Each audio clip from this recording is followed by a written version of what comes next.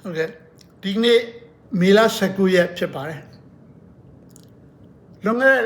နှစ်ပေါင်း46နှစ်မေလ18ရက်နေ့မှာတောင်ကိုရီးယားနိုင်ငံဂွမ်ဂျိုမြို့မှာ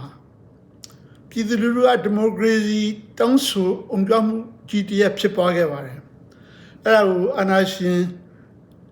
ဆီယနာရှင်ချန်ဒူဟွန်ကအကြမ်းဖက်ပြစ်ခတ်တင်တင်ခဲ့တဲ့အတွက်လူပေါင်း2500ကျော်သေဆုံးခဲ့ရပါတယ်အဲ့ဖြစ်ရ20ပြည့်အခမ်းအနားလုပ်တဲ့အခါကျွန်တော် BBC သတင်းအနေနဲ့ဖိတ်ကြားခံရပါတယ်အဲ့ခါမှာတော့ဒီကွန်ဂျူ uprising တုန်းက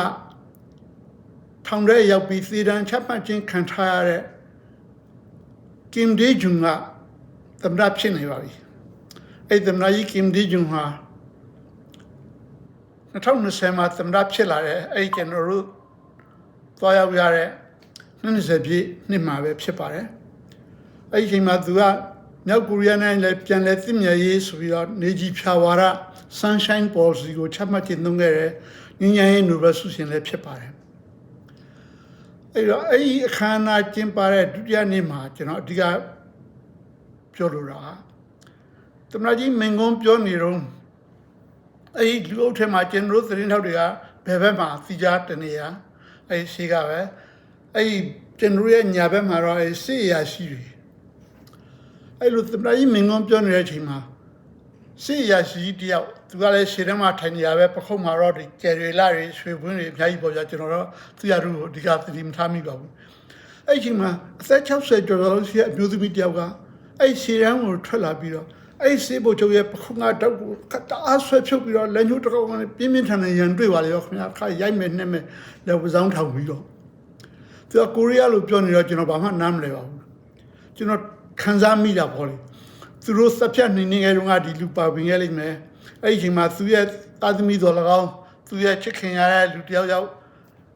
ထိခိုက်ဖြစ်ဆုံးခဲ့ရလိမ့်မယ်လို့ကျွန်တော်ထင်ပါတယ်အဲ့ဒါကြောင့်ဖြစ်နေတာပဲဆိုပြီးကျွန်တော်အဲ့အမျိုးသမီးကိုချင်းစာမိပါတယ်တကယ်တော့အဲ့ဒီနေ့ပြပွဲမှာလဲကတ်ထားတဲ့ပုံတွေကအင်မတန်ကြောက်စရာကောက်ပါတယ်ကျွန်တော်မြန်မာနိုင်ငံ88ကာလကပုံတွေလိုပါပဲအစိုးဆုံးတွေ့ရတဲ့ပုံတွေကဒီမင်္ဂလေးတယောက်ရဲ့ကိုယ်တစ်ပိုင်းပြက်နေတဲ့ပုံပေါ့ဗျာခေါင်းပိုင်းကိုပဲတွေ့ပြီးတော့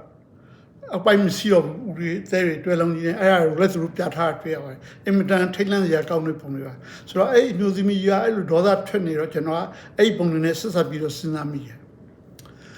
အဲ့နဲ့ဘယ်သူမှလည်းဒီဟာကိုဓာတ်ပုံထားမရိုက်တော့ကျွန်တော်လည်းဓာတ်ပုံရခဲ့ကျွန်တော်လည်းမရိုက်ဘူးအဲ့ခန္ဓာပြီးတဲ့အခါမှာလူတွေထားပြီးတော့ကိုနေရာပြန်ဖို့လုပ်ကြတော့ကျွန်တော်ကသမ္မတကြီးလည်းထားလာတော့သမ္မတကြီးပြီးနောက်ကိုကျွန်တော်ကတ်သွားပြီးတော့သမ္မတကြီးခင်ဗျာဖြစ်နိုင်ရင်ကျွန်တော်သမ္မတကြီးကိုအင်တာဗျူးလုပ်ပြစေလို့ကျွန်တော်ခွင့်တောင်းပါတယ်သမ္မတကြီး later ဆိုပြီးတော့သူကဖြည်းဖြည်းလမ်းလျှောက်တာလည်းပဲသိတန်တန်မာမာမရှိတော့ပါဘူးအဲ့ဒီခါမှာသူကဆိုပြီးတော့ကျွန်တော်ကိုအင်တာဗျူးပေးဖို့ညင်းပါတယ်အဓိကကျွန်တော်မေးခဲ့ခြင်းနဲ့မေးကုန်ကတော့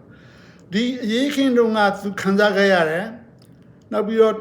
သူတို့ကိုအပါဝင်ပြည်သူတို့ကိုနှိစက်သက်ဖြတ်ခဲ့တဲ့စစ်ဗိုလ်တွေစစ်ရရှိကိုအခုဒီမိုကရေစီပြုပြင်ပြောင်းလဲလို့တခါဘယ်လိုပြန်ပြီးတက်အောင်အဆုံးချတယ်လဲလူတို့ကလက်ခံရလားဆိုတော့အမျိုးသမီးရဲ့နမူနာကိုကြည့်မယ်ဆိုရင်တချို့ကဒီခံပြင်းနေရစေဖြစ်တယ်ဆိုတော့တွေ့ရလို့ကျွန်တော်အဲ့ဒီကိစ္စကိုမေးချင်တာဖြစ်ပါတယ်ဒါပေမဲ့ကျွန်တော်မေးခွင့်မစားခဲ့ပါဘူးခင်ဗျာအဲ့ဒါကိုပြောလို့ရင်ဖြစ်ပါတယ်ကိုရီးယားပြည်သူတွေဒီမိုကရေစီဆက်လက်ရှင်သန်နိုင်ကြပါစေခင်ဗျာလာတူစွာမြန်မာပြည်သူအတွက်လည်းကျွန်တော်ဆုတောင်းမိပါတယ်